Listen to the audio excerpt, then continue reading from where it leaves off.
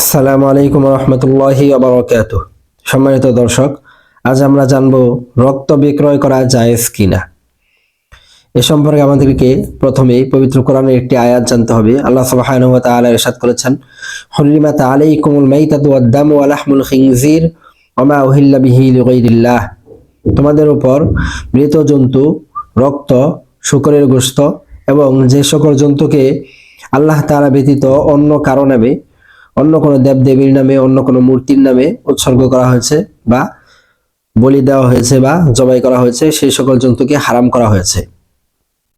অপর একটি হাদিসের মধ্যে রাসূলুল্লাহ সাল্লাল্লাহু আলাইহি ওয়াসাল্লাম ইরশাদ করেছেন, ইন্নাল্লাহ ওয়া রাসূলুহু হাররামা বাইআল খামরি ওয়াল মাইতা।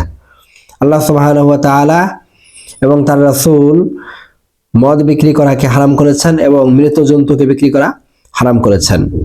সুতরাং আমরা এই আয়াত এবং হাদিস থেকে জানতে পারলাম যে মদ, শূকরের গোশত, রক্ত এগুলো বিক্রি করা হারাম।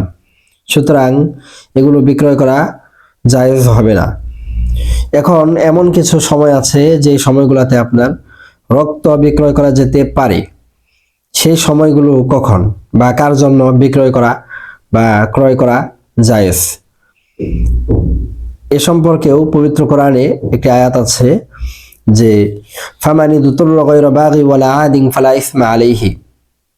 তবে যে ব্যক্তি একদম অনন্যপায় হয়ে যায় এবং সেই ক্ষেত্রে বাড়াবাড়িও না করে, সীমা লঙ্ঘন না করে, স্বাদ আস্বাদন করার জন্য, স্বাদ গ্রহণের জন্য সে এটাকে গ্রহণ না করে, তাহলে সেই ক্ষেত্রে তার জন্য হালাল হবে। অর্থাৎ মৃত জন্তু, রক্ত এগুলো হালাল হবে তখন যখন কোনো ব্যক্তি একদম অনন্যপায় হয়ে যাবে, যখন কোনো ব্যক্তি এতটাই অসুস্থ হবে যে তার জন্য রক্তের খুবই প্রয়োজন, কিন্তু তিনি এমন কোনো ডোনার পাচ্ছে না যে তাকে বিনামূল্যে রক্ত দান করবেন, তাহলে ওই ব্যক্তির জন্য জীবন বাঁচানোর তাগিদে তার জন্য রক্ত ক্রয় করা জায়েজ।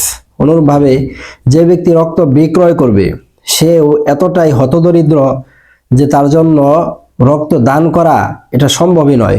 তার জীবন ধারণের জন্য অর্থের দরকার, আর সেই অর্থের জন্য তাকে রক্ত বিক্রয় করতে হচ্ছে, তাহলে সেই ক্ষেত্রে সে রক্ত বিক্রয় করতে পারবে।